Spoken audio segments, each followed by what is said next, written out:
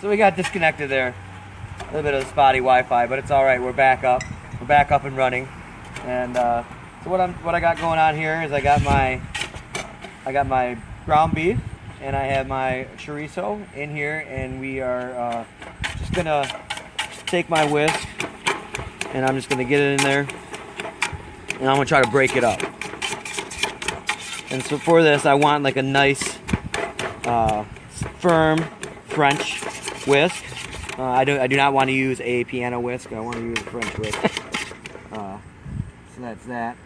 And as this is cooking, what I'm going to do is I can add some of my spices.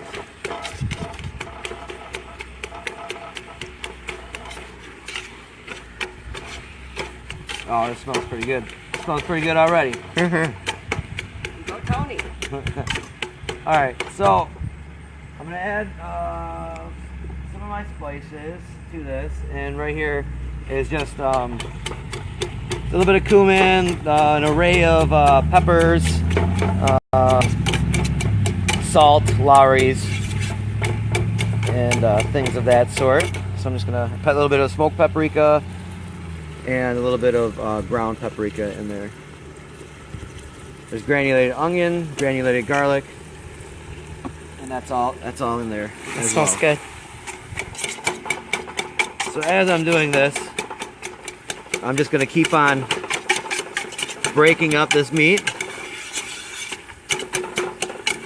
and I'm going to try to get it cooked 90% of the way. I want to keep on stirring it because I don't want it to stick to the bottom of the pan. And then as I'm cooking it, the fat is going to be released from the beef, and the fat's gonna leach out. And when that leaches out, what I'm gonna do is I'm gonna create a roux. So a lot of times people use roux as a thickening agent for their soups, and they use flour and butter. But I'm going to use the fat, or the fat from the meat, and I'm just going to use that. And instead of using flour, I am going to use masa. So masa is a corn. It's basically like a corn flour, and it doesn't have any gluten in it. So this will be gluten-free chili. Oh, that's a great idea. Yeah, gluten-free. Gluten-free is very, I don't want to say trending, but a lot of people have the celiac, and more and more being a chef, we have to be creative, and we have to come up with dishes that are gluten-free for the guests. So at the end of the day, it is about the guests, and it's about their experience, and you know, if they have some sort of allergy, some sort of peanut allergy, which is very, you know, a lot of people have peanut allergy, and we don't want to hurt anybody, so we have to take all this stuff into consideration, and we have to provide for the guests. That's what we have to do. All right, so this is good. This is starting to come together pretty good.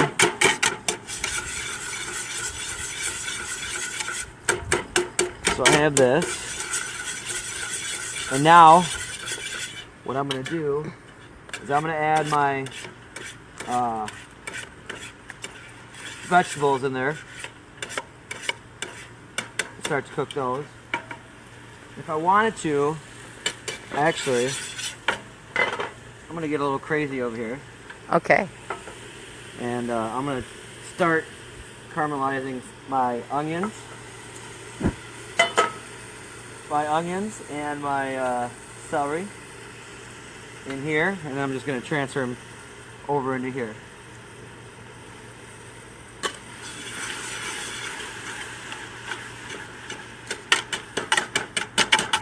That's that. A little bit of, I got a non-stick pan, but I'm still going to use just a little bit of vegetable oil in there. And if you can see, if you can look in here, there's some fat starting to come out, and I'm going to add the masa into that, and that's going to create that roux that I was talking about earlier. Smells great already. It does. Alright, so now I have my pan. I want to get it semi-hot. I want to get it hot. And then what I have here is I just have onions and celery, a little bit of the red onions for sweetness, and then I got the white onion, and then I have the celery. Pretty much when you do something, you want to make sure that all your cuts are pretty much the same size to ensure proper and evenly cooking within the vegetable or whatever you cut. That's something I always have a hard time with. What's that? Getting the vegetables even. Oh, yeah. That is always my downfall. Yeah. But that takes a lot of experience and a lot of... Yeah, a lot of time. Yep. Yeah. All right, so just in there. Just like that.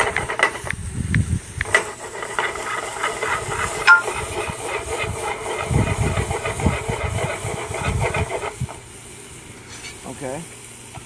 So I have this going on over here. So now what I'm going to do is I'm going to add my masa.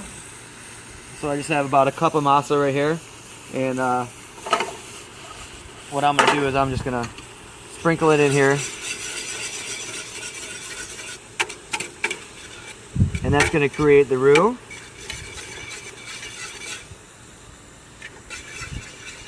I'm good. Okay. So I got that. And that's going to go in there just like that. And you see it's starting to thicken up a little bit. That's good. That's going to be really, really nice. So now what I'm going to do to prevent, you can see in there, you see down in there, it's starting to kind of stick to the bottom of the pan. What I can do is kind of deglaze with a little bit of water, and that will lift that up. Good news, there's thumbs up right in the middle of the pan. Oh yeah, good. So I get a little bit of water in there, and that should help pulling up all the fond. That's called fond on the bottom of the pan.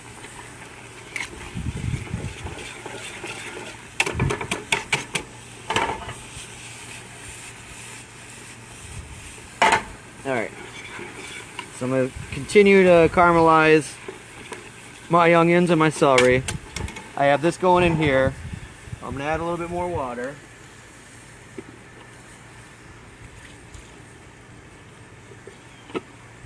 And then I have a little bit of V8 that I'm going to throw in there as well. So this chili recipe was a recipe that I got from Chef Darren, who used to be my former chef at Albert's on the Alley.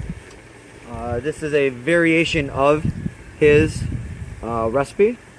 It's not his recipe all together, but it was a base. He had a base. It's the base of the recipe. So I took the recipe, and then I modified it, and so now I have a Southwest black bean chili. So his chili won awards, and I've won an award with my Southwest black bean chili as well. So I'm going to turn this down, and I'm going to continue to caramelize this and add this in here, and I just got to let this, come together for a little while. So probably about 10 minutes. I'll let this come together, and then I'll start adding in some of the beans. Terry, what do you got going on over there? Glad you asked, Tony. Okay, again, I'm Terry from Cooking with the Terry Twist. I have a fairly new food blog called Cooking with the Terry Twist. And this is one of my recipes from the blog that I have devised. It's just a real simple recipe that would be great at a tailgate. It would go great with Tony's chili. It gives you a little bit of sweet and a little bit of spice, a little bit of savory, I should say. It's just basically taking some smoked kielbasa or smoked sausage. You could use turkey sausage, chicken sausage, whatever you are into, whatever you have in the house. I make a honey mustard glaze out of a 1/4 cup of honey, 1/4 cup of ketchup, 3/4 teaspoon of garlic powder, and 1 tablespoon of Dijon mustard. Before you put the first side down on your hot grill, You could use, obviously, either a charcoal or a gas grill. You brush the honey glaze on. You put it on with a spoon or with a brush. So that's glazed before you put it down. Obviously, you want to go for a good grill mark here. That makes everything always look better and taste better. We always eat first with our eyes. Right, Tony? That's right. This man knows how to plate, let me tell you. That's right. You see that scallop dish I just came up with? Beautiful, beautiful. So we leave these here till I'm going to give them a quarter turn at one point. Once they get good and brown, I've got some finished over here. See the nice grill marks? Yes, I do. And I'm going to brush the other side with some more glaze. And then we can also serve this as a finishing dip if people like a little more sauce. Can be served on a bun, can be served bun-free. It's great just like it is. If you want to serve it on a bun, you could put onions on it and mustard and all that kind of good stuff, however you like to top a hot dog. Personally, I like it so good, it's good just on its own. While we still have a few minutes, Chef? Yeah. A couple minutes, okay. I'm going to also show you some of the other ideas that I just threw together for a tailgate party. We all have our own beverages we like to drink. I've given you an assortment of some beers, non-alcoholic cocktails. We've got a margarita. We've got some beautiful Bloody Bulls in Vivio's glasses, and they make one of the best Bloody Bulls in town. Bloody Marys in town, excuse me. We've got some variety of alcohol, wine, soda pop, cranberry juice, bottled water. It's nice to have an assortment for your guests. And then again, you can also tell them to bring their own. We've just got some pretzels, some popcorn, little snacks to have while you're waiting for the cooks to get done with the barbecuing and chili making. Over here, I have my Terry's Signature Spinach Dip, which is also a recipe on my blog. I've showed you a real traditional way of how to plate it, just with some fresh veggies and the spinach dip in the middle. Here's another vessel that you can serve your spinach dip in. This is just one example. It's a beautiful pepper. It's a beautiful bicolored pepper that I'm just going to remove the top, remove the seeds.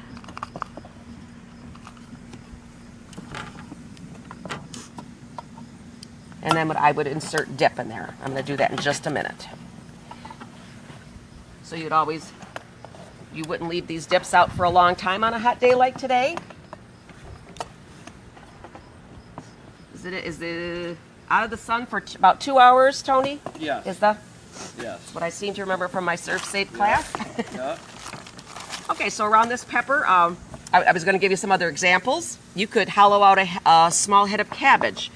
You could hollow out zucchini and different types of squash boats. You would remove the seeds and you'd have a nice little vessel.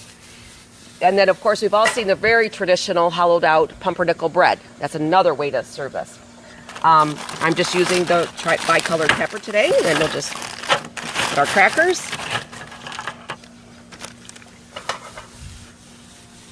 And some nice dipping chips to scoop that delicious spinach dip up with. And I'm going to fill that with some dip. And Is that pepper right in the middle of the game?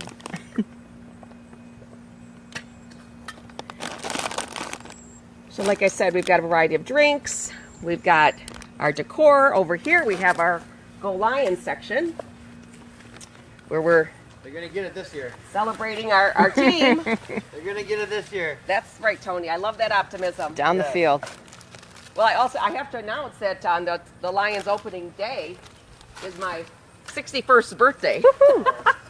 So I'm going to be there. Uh-oh. Okay. Got a little grill mark going on there. I'm going to just give it a quarter turn.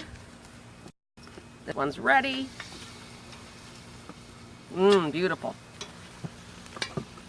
Can you smell the kielbasa yet? I smell it.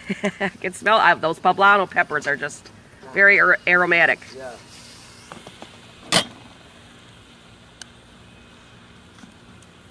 So these little grills, there's either the charcoal variety or little portable propane grills are really the way to go for a tailgate. But boy, do you see everything down there. I mean, on Thanksgiving, they're cooking turkeys in the turkey fires. It's amazing, and it smells marvelous down there. Yeah. Smells marvelous here.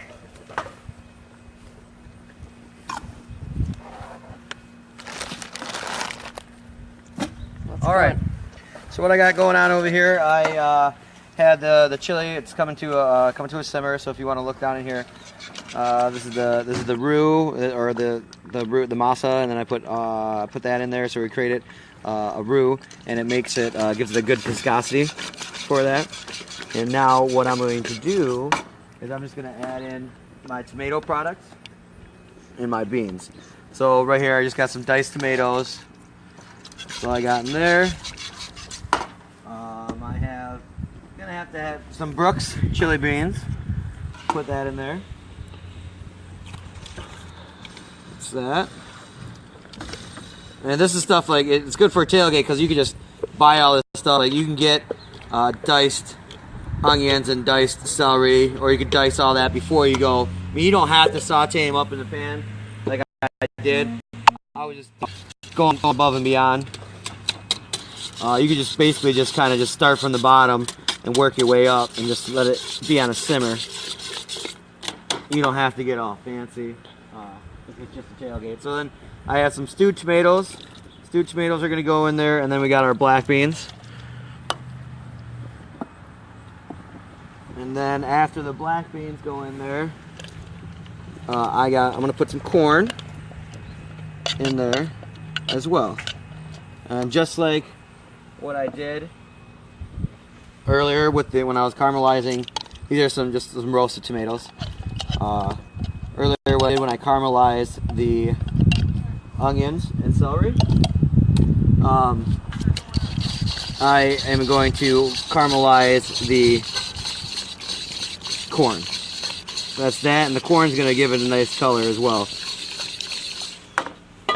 Alright, so this is coming up, and then I'm going to add this in here, and then I'm going to add my corn to it.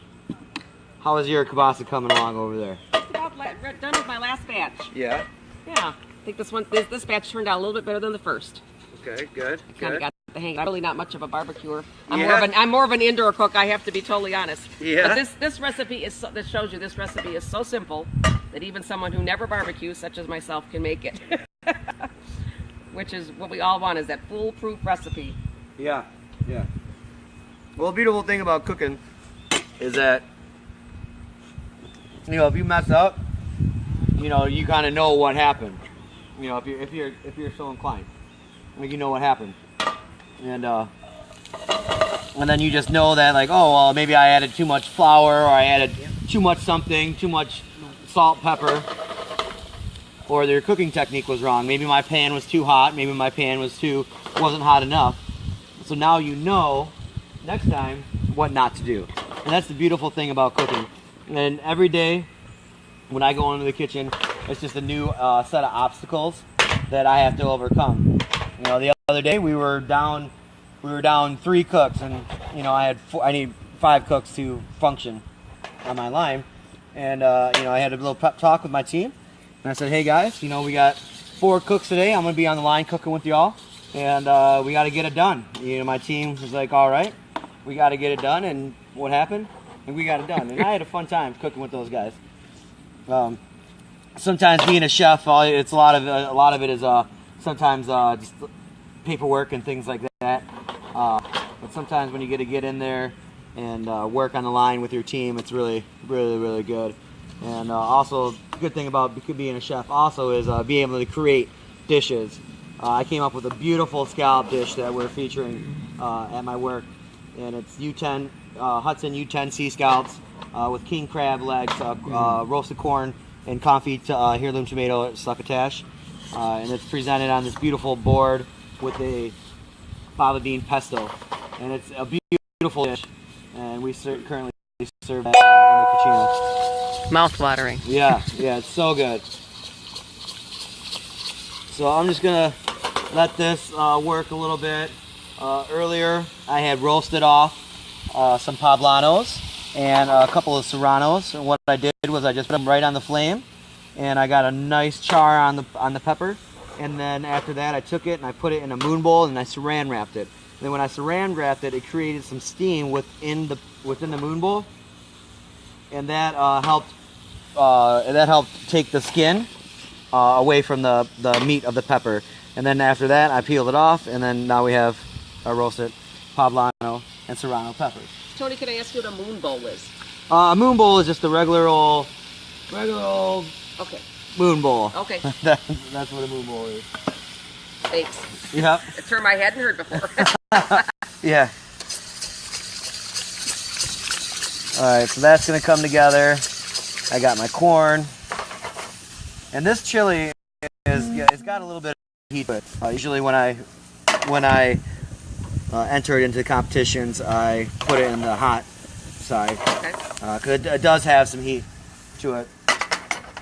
And it's like a good heat though, because sometimes people they just like add like all these peppers and all this stuff to their chilies or whatnot, and then it just doesn't even taste good. You know, it's just so hot. You know, and some people are just looking for that heat, and they don't. I don't know. I want to compare the heat, or I want to put the heat with the flavor. No ghost peppers for your chili. Yeah, no ghost peppers. So I add that corn in there. And then that's a pretty good consistency for my chili. So now it looks like a real good thickness to me. Yeah. Yeah, it's the viscosity is really good. And then what I'm gonna do is I think I got everything in there. Oh wait, still gotta add just a little bit more heat. Just a little bit of Frank's, and then I have a little bit of the Cholula. Just a couple of dabs of that. Is that hotter? Yeah. It's a little bit higher than That's Frank's. made from a different pepper, isn't it? Yeah. So that's it. I think I got everything. Oh, I forgot the kidney beans. Red kidney beans for a little bit more color. So you have the black kidney beans and red kidney beans. I have dark red kidney beans. I have black beans. I have chili beans. I have the corn in there. I have roasted tomatoes. I have stewed tomatoes. I have diced tomatoes. I think that's about it. That's all I have in there. There's some other things that I put into my chili for the chili competition that I did not include into this. I don't want to give away all my secrets, you know. I was wondering how that was gonna go. Yeah, there's some other off the wall stuff that we put in there that I just don't want to give away. I don't want to give away my all that. So this just has to come up, and then that's pretty much it. Yes, the seasoning spot is pretty good. Viscosity's pretty good. And then all we really have to do is wait for it to come up just a little bit more. Thanks. And then that's it. And then the chili is pretty much done. So from a tailgating standpoint, all that Amazing. would really only take like 15 minutes just to put do all that stuff. And then you can just basically just take your lid, put your lid on it. It's got a little kick at the end there, doesn't it? But it's like you said, it's a good kick. So you can just put your lid on it, put it on super, let it come to a simmer, and then that's pretty much it for the chili. And then that's that. What would you recommend as a beverage To go with that chili? As a beverage, I would probably say for me, I like IPAs. I've really been liking the Two Hearted. I would like a Two Hearted would go really good with that right now. Or you know the game day drinkers, you know tailgaters are probably just gonna be drinking Budweiser and Bud Light, which is fine. You know the chili is good. It actually goes with anything. So yeah, that's pretty much that. Or a Bloody Mary. You know, Yeah. the tomato and the tomato. Yeah, that would be good too. So we're all. Did you plate yours yet? I did. Okay.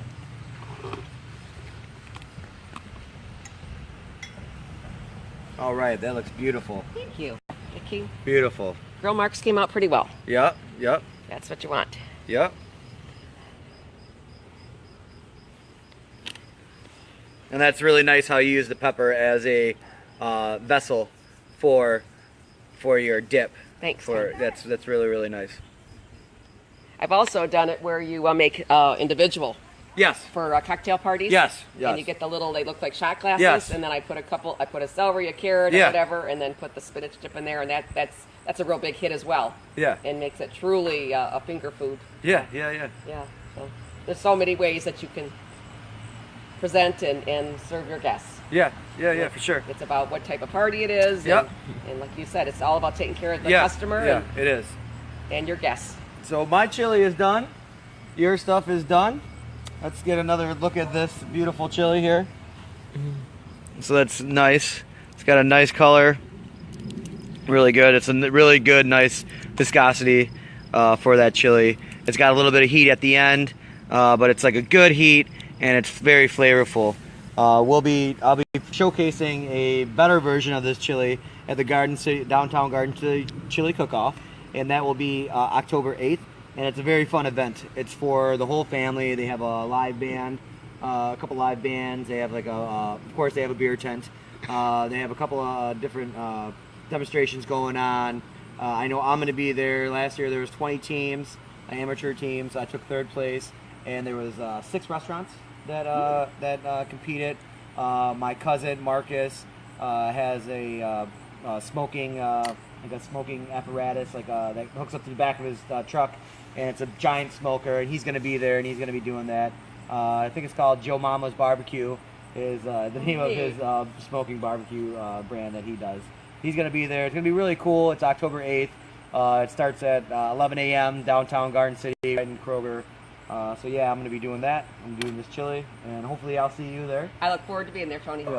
Yeah, so this was really fun. So once again, this was Terry from Cooking with the Terry Twist, and it's on a Mattaifed Monday, and I'm Chef Tony Matta. So this is really fun. Hopefully we get a chance to do this soon. And everybody, I would suggest going onto her Facebook page to Cooking with the Terry Twist. Look at that, and like, share, follow, comment, whatever you got to do. I will put up on hers, and then this will also be on my YouTube channel, Modified Cooking, and then we'll just go from there. So it was really cool doing this for you. It's a tailgate, Tony and Terry tailgate special. It was really fun, and thank you. Thank you for coming, Tony. All Really right. appreciate it. It's been a lot of fun. Yeah, it has. All right. Thank you all.